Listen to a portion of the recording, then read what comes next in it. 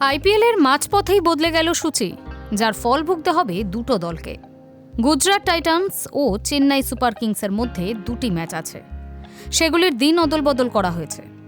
গুজরাটে নির্বাচনের কথা মাথায় রেখেই এই সিদ্ধান্ত নেওয়া হয়েছে বলে আইপিএল কর্তৃপক্ষ জানিয়েছে। ২৬শে এপ্রিল দুপুর ৩:৩০ থেকে আহমেদাবাদে মুখোমুখি হওয়ার কথা ছিল গুজরাট চেন্নাইয়ের। অন্যদিকে ২১শে মে চেন্নাইয়ের এম.এ. চিদাম্বরম স্টেডিয়ামে সিএসকের বিরুদ্ধে সেই গুজরাটের ম্যাচ।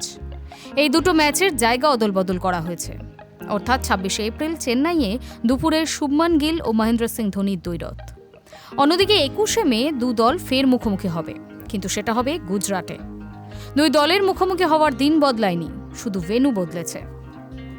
আসলে ২৬শে এপ্রিল গুজরাটে পুরো নির্বাচন, শুধু আহমেদাবাদ নয়, সুরাট, বরোদা, ভাবনগর, জামনগর, করমসাদ আনন্দ, গান্ধীধাম, রাজকোট, মোরবি, ভাপি, পোরবন্দর, সুরেন্দ্রনগর সহ বিভিন্ন শহরে নির্বাচন। ফল ঘোষণা ২৮শে এপ্রিল। সেটাকে মাথায় রেখেই ২৬শে এপ্রিলের ম্যাচের ভেন্যু বদলানো হয়েছে। বিসিসিআই এর তরফ থেকে জানানো হয়েছে, আহমেদাবাদ ও গুজরাটের বিভিন্ন অংশে পুরো নির্বাচনের জন্য সূচি বদলানো প্রয়োজন হয়ে পড়েছে। এই মুহূর্তে লিগ টেবিলে চেন্নাই সুপার কিংসের অবস্থা বেশ খারাপ। ৪ ম্যাচে ২ পয়েন্ট নিয়ে টেবিলের নবম স্থানে। অন্যদিকে ৪ ম্যাচে ৪ পয়েন্ট নিয়ে শুভমন গিল পঞ্চম স্থানে। গুজরাট এখনও ছন্দ খুঁজে পায়নি।